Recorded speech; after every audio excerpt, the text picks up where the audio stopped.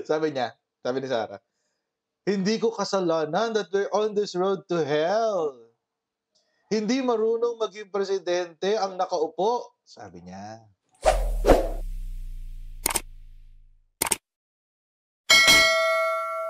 "Hindi ko kasalanan that we're on this road to hell.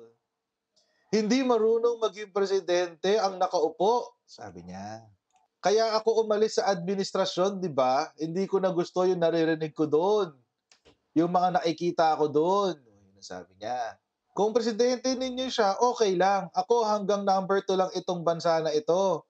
Wala itong number 1 para sa akin." Ayan. Hanggang number 2 lang daw. Ibig sabihin hanggang sa kanya lang. Ito yung una nating hindi maintindihan, eh, naalala niyo yun? May pinanood natin yung video niya tapos di natin maintindihan yung context ng sinasabi niya. Yun pala yun, yun pala ibig niyang sabihin nun. Tapos kung tatanungin daw siya, siyempre as usual, 1 out of 10. Alam na natin yung mga ganyang ano, papatutsyada. Ngayon mga kotsero, may nagwawala. Mm. May nagwawala ngayon. Bakit? Kasi mga kotsero, etong si Sara Duterte, nahuli, di ba?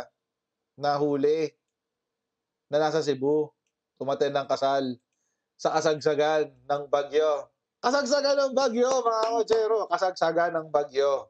Ayan, o nabisto kasi. Di ba? All smiles pa, oh, yan, oh, pak. Oh, di ba? Smile na smile pa siya, oh, di ba? Yan, yan, yan, yan. Yan, oh, di ba? Tinapik natin yan kahapon. Nasabi natin, mga kotsero, basta pag may sakuna, asahan nyo, si Sarah magagala. Bakit? Bakit? Siyempre walang pasok ang opisina. Pag walang pasok ang opisina, maglalakwatsa ka. Parang sa school lang yan, di ba? Ganun din sa mga school. Pag estudyante ka, di ba? Pag may storm signal number 1, tapos hindi naman masyadong abala, hindi naman masyadong hirap, di ba? Punta ka sa mall, ang pasok eh. Ganon din si Sarah, walang pasok eh, o di punta siya ng kasal. Second time na 'to, pangalawa na 'to, yung unang-una niya, yung kay Karina, yung tumakbo siya, papunta ng Germany para manood ng concert. Which by the way, mga kotsero, never pa niyang kinontra. Oo, so ibig sabihin, baka totoo, baka totoo na siya ay naglakwat Sara talaga. Mm, nanood talaga siya ng ano, concert ni Taylor Swift sa Germany. Eto pangalawa na 'to. Mm. Cebu naman, Cebu. Oo, Cebu naman. Ngayon nung nahuli siya, nag-iiyak ang isa sa mga political analyst niya. So maraming nag-iiyak, yung kanyang political analyst. Yan, yung political analyst niyang babae na yan, na supporter. Sara Duterte on top of Storm Christine monitoring aid efforts since day 1. Uy, ayun daw. Mm. Ang tagal na niyang binabantayan yan, eh. Unfair naman, unfair. Sino nagsabi? Sino nagsabi? Political strategist Maluti Kia highlighted the Vice President's swift disaster response after calling out Politico's report about Duterte's attendance to a Cebu wedding as unfair. Kahapon kasi mga kotsero, ang ginamit nating article, yung sinulat mismo ni Politico. Oo. Hindi ko lang nailagay. Pero yung kay Politico mismo, oo, anong sabi? Ito sabi ni Maltik. Ayan sabi ni Maltik. "This is unfair." O shinare niya yung article ni Politico. "This is unfair. The VP as early as 3:56 PM on Wednesday." Wow! Woo! Hapon na. 3:56 PM. My goodness. 3:56 PM daw, October 23 was already monitoring the OVP satellite office in Legazpi City. Mm. In fact, if hashtag Politico did due diligence, they can readily check OVP in Meta. They were already in Legazpi City night of October 23, 2025. Mm. For hashtag Politico to use impact leadership dated October 24, 2024 as basis tells you what? La mierda? Really? Ay, grabe. Galit si ate. Galit si ate. Matatawag niyo bang hindi lamierda 'to? Alam niyo kasi, 2 araw po kasi na nalansa yung bagyo, 23 and 24. Nag-umpisa po yung bagyo sa may bandang Camarines Sur. Dun ho yung una, dun ho yung unang tama niya, 23. Tapos umikot siya ng buong Luzon hanggang pumasok, nagtuloy-tuloy siya hanggang Central Luzon, papunta ng, Pangasinan yata, and then exit niya is Palawag, papuntang ano, norte, eh. So mga kutsero, 23 talaga yan ng hapon, pumasok hanggang gabi, hanggang the following day, 24. Ngayon mga kutsero, ang Cebu hindi naman talaga sila tinamaan kasi ang ruta nga nung bagyo, pataas papunta ng ano, papunta ng Lawag. Kahapon nga, alas alas 4, alas 4 ng hapon pauwi kami, galing kami ano, bumili kaming generator, wala kaming kuryente. Ano, isang araw pala. Pauwi kami galing mall, mga alas 4, nabalitaan pa namin nandiyan lang sa La Union yung bagyo, La Union, Pangasinan, tapos paakyat na ng Lawag. So mga kotsero, kung a-attend siya ng kasal ng 24, parang ano, ang weird. Mm. Ang nakakatawa pa, may oras ka 'te? Akala ko ba ikaw yung mahusay? Presidente ka nga ng impyerno, eh. Akala ko ba siya yung mahusay at walang alam yung presidente, 'di ba? Walang alam daw, walang alam, oh. Oh, walang alam, hindi marunong, 'no? Oh, hindi raw marunong sabi ni Sara, eh. Nasaan siya the whole time? Tingnan natin, check natin mga kotsero. Kasi sabi ni ano, sabi ni Maluti-Gia, October 23 was already monitoring with the OVP satellite office in Legazpi. Okay, walang problema. Mino-monitor, oo. Kasi nung 23 din naman nagmo-monitor lang din ang administrasyon. Kasi siyempre, bagyo 'yan, hindi natin alam magiging epekto niyan pagkatapos, eh. Kaya nga nasabi ni PBBM, anong gagawin natin? Ongoing pa yung bagyo, wala tayong magagawa. Alangan namang sumugod sila sa bagyo. Magpadala sila ng mga helicopter papunta do'n, 'di nagsibagsakan yung mga helicopter na 'yon. Zero visibility, nasa gitna ka ng bagyo, eh. Alangan naman magpadala ka ng truck do'n, baka anurin naman ng baha yung mga truck. Kaya nga ano, mga kotsero, ang stupid nung mga do'n. Hindi, English na lang, mas magaan pakinggan sa tenga kapag English, eh. Ang stupid ng mga DDS na ano, na gumagawa nung mga excuses nila para sabihin na wala raw ginawa ang administrasyon, oo. Alam niyo kung bakit? Sige, kung kayo yung presidente, anong gagawin niyo? Papalipad kayo ng helicopter papunta do'n para mag-rescue. 'Di nagsibagsakan yung mga helicopter na 'yan, sa lakas ng ulan at sa lakas ng hangin. Papadala kayo ng mga truck. Sige, paano?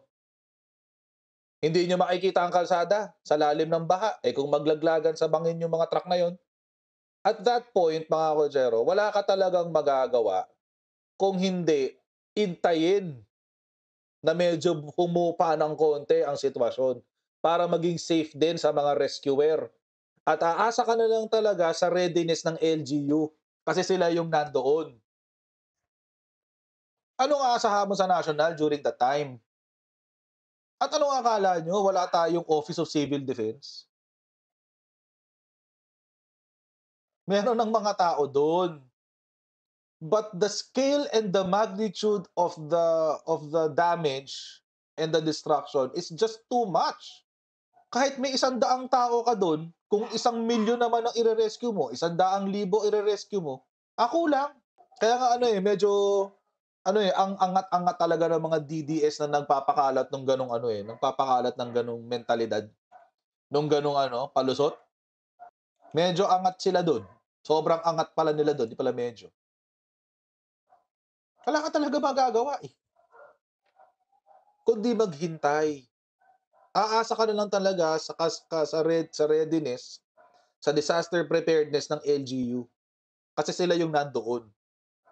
Hindi rin kinaya ng LGU, gano'n kalala, mga kotsero, gano'n kalala.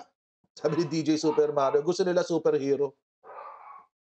Hindi wala pong totoong Avengers, hindi po totoong Avengers, hindi po totoo si Superman. walang Batman, wala. Walang tutulong. Hangga't nandiyan yung rumaragasa yung bagyo, wala tayong magagawa. Maghihintay lang talaga tayo. Ang nakakadiri itong mga DDS na para lang merong maipuna, para lang merong masabi sa administrasyon, gagamitin yung sakuna. Hindi na kayo nahiya sa mga nyo. Ginagamit nyo yung paghihirap ng ibang tao para lang may maisulong kayong politika. Nakakadiri kayo. Since gusto nyong politikahin yung nangyari, puntahan natin kung nasaan si Sara. Ito yung Facebook page niya. Ay, kita nyo ba? Yan, nandito yung Facebook page niya. Ito, 6 hours ago, sa Batangas. Tignan natin. May picture kaya dyan si Sara? Wala. Wala. Wala. Okay, so wala siya dyan. Wala siya sa Batangas. Saan to? Ito sa Isabela.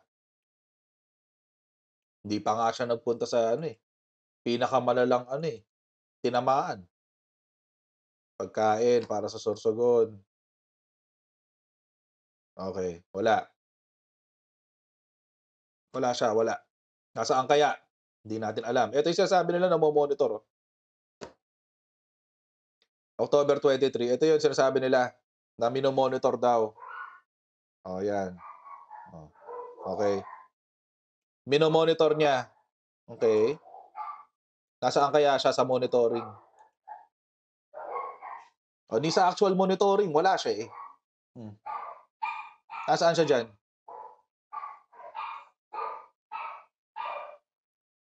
So, ang ibig sabihin, mga kotsero, nandoon siya sa event, nandoon siya sa kasal, nag-iintay lang siya ng text. Nag-iintay lang siya ng text. Boss, ito na po nangyayari. O, ito na pala nangyayari. Okay na.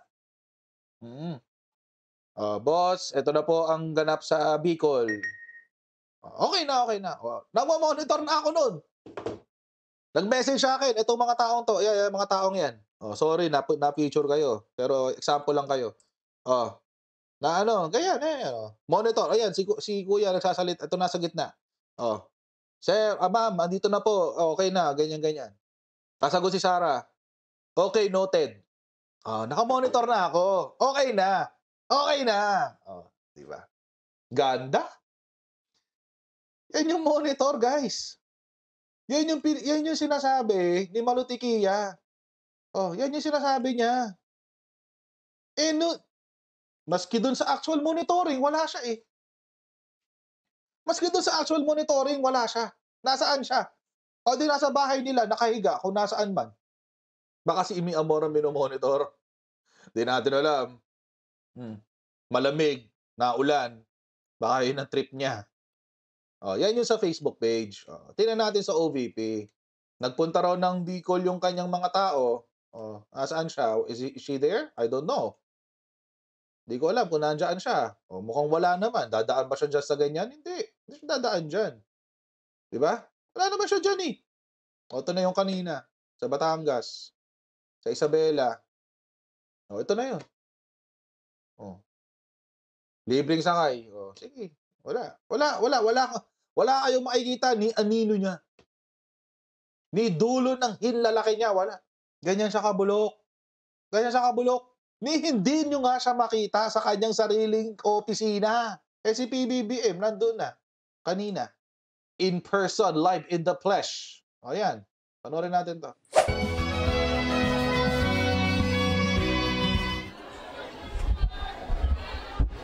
Magandang umaga po, mga kasama.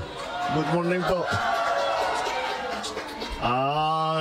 Dumaan lang po ako para makita na yung mga dala namin na tulong at lahat kayo na kailangan mag-evacuate dahil nakalubog pa yung mga ibang bahay ninyo at na-evacuate para dinagay na ngayon dito sa City Hall. At pinuntahan ko lang para makita ko na maayos naman ang pag-alaga sa inyo. Ngayon, eto nakapila na yung mga iba para mapakatanggap ng cash assistance na ibinibigay ng DSWD. Lalong-lalo na para dun sa mga pwede nang umuwi ay meron kayong gagamitin para sa mga pangangailangan ninyo. Pero yung mga uuwi, para kahit na uuwi ay pag una ninyong dating sa mga bahay ninyo, tutulungan pa rin namin kayo, bibigyan pa rin namin kayo ng mga food pack. Dahil sa pag-uwi ninyo, baka hindi pa kayo magluto, hindi pa nawala yung mga ibang gamit ninyo. So magpapadala pa rin kami ng food pack sa inyo. Kaya mabigat itong nangyari sa inyo at napakalaki ng tubig na dumaan. At ang mahirap kasi, yung baha na galing kami sa Buli, hindi gumagalaw talaga yung tubig eh. Oh, marami dun sa hindi talaga gumagalaw ng tubig, kaya gagahakanapan natin ng paraan yan. Ngayon, ngunit para sa ngayon, ay asahan ninyo, basta't nandito ang pamahalaan, tuloy-tuloy ang aming pagtulong sa inyo. Sabihan nyo lang, andito si Mayor, andito si Secretary Rex, andito yung mga ibang cabinet secretary para marinig mula sa inyo kung ano yung mga pangangailangan ninyo. Sige, basta't asahan ninyo, hindi kayo namin nakakalimutan at lagi namin iniisip kung paano kayong tulungan. Sige po, maraming salamat po.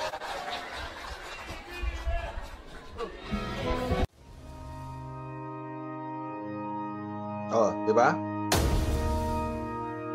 Nilagyan ko lang ng background audio kasi baka maka-copyright ako dun sa isa eh.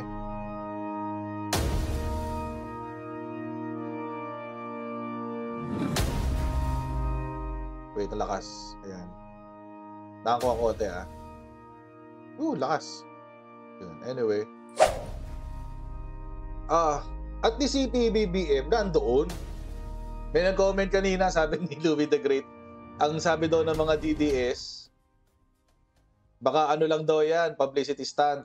Oo, yun daw sabi ng mga DDS. Publicity stunt lang daw yan, sabi. At least nandun, kahit sa publicity stunt. Si Sara nga nyo, kahit publicity stunt, wala eh. Sabihin na natin, si Lenny nagpa-publicity stunt lang, which I think, it's factor yan. Walang problema doon. Okay lang yun. Pero, at least, nandoon siya. Hindi siya nag-hunker down sa bahay niya. On the ground na siya. To think, mga Kojero, na hindi binoto ng Region 5 si PBBM. Pero alam nyo kasi, hindi lang naman kasi siya presidente ng mga bumoto sa kanya. Di ba? Hindi lang siya presidente ng mga bumoto sa kanya. Presidente rin siya ng buong Pilipinas. So, mapabumoto sa kanya o hindi, wala tayong choice. Di ba? Kailangan niya pagsilbihan. Kung si Duterte yan, baka wala pang nakuha yan. Nag-request si Leni Robredo kay PBBM. Padala naman ng mga mga bangka pala, rubber boats. Padala naman din sa Bicol, kailangan namin ng rubber boats. Ito yung nung October 23. Ito yung nung nagkaroon sila ng briefing, situation briefing. We are now beginning to marshal our assets like, for example, rubber boats hanggang Mindanao. Kukunin na muna namin at dadalhin namin dito sa area ng pangangailangan. Kasi alam nyo kasi, mga Kutsero, basta panahon ng sakuna, hindi na dapat yan. Wala na munang dyan. Santabi nyo muna yung pamumulitika. Ang problema dito sa mga DDS na to, hindi nila tinigil yung pamumulitika nila. Nakapagpamigay na ng 56.5 million food packs sa Bicol as of today. Bilis, di ba? Hindi lang yun. Maski nung araw mismo ng sakuna, October 23, 5:57 PM, yung binibida ni Malutiquilla na sinasabi niya, 3:00 pa lang ng hapon, nakamonitor ng Office of the Vice President. 3:56 PM. Nakamonitor na sila. Nakamonitor na si Sara Duterte, 3:56 PM. Nakakaya naman. Kasi ang DSWD namimigay na ng food packs. 5:57 PM. At hindi lang yan. Siyempre, short term yan. Kailangan maibsan ng paghihirap ng ating mga kababayan. Short term yan eh. Long term. Let's think long term. long term. Balikan daw yung Bicol River Basin Development Program. So ang sabi niya, next time it rains, eto na naman tayo. It would be the same situation all over again. So we have to find a long-term solution. Pinag-aaralan ko ito and I found that in 1973, there was a Bicol River Basin Development Project. Pero hindi natapos. Hindi natapos. Bakit? 1986 happened. In 1986, when the government changed, nawala na yung project. Basta natigil. So we have to revisit it now. Iba na ang conditions ngayon with the advent of climate change. See? 1973 pa pala dapat naayos yan.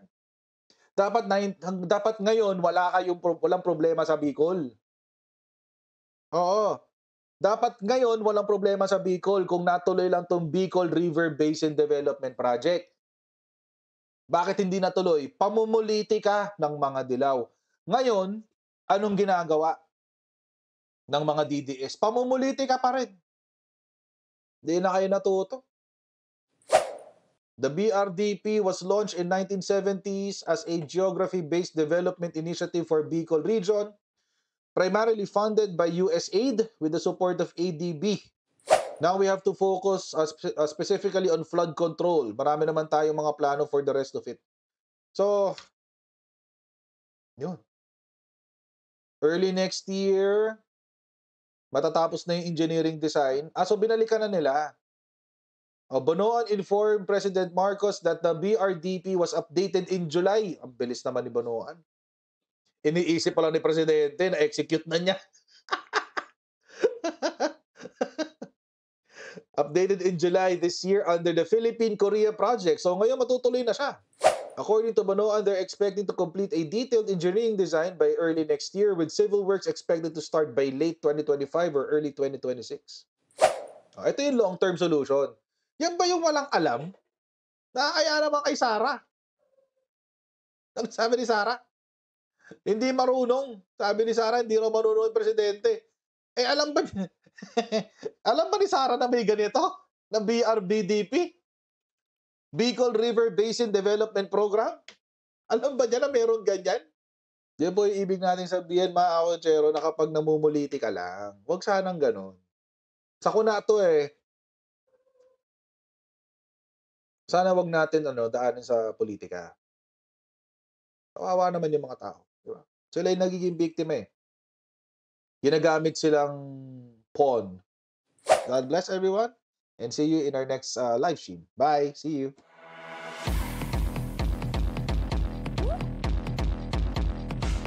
Pag ganun, huwag natin gawing tanga mga Pilipino. Mas maganda kasi nasa lugar ka ng tama kaysa yung pinipilit mo yung pagkakamali.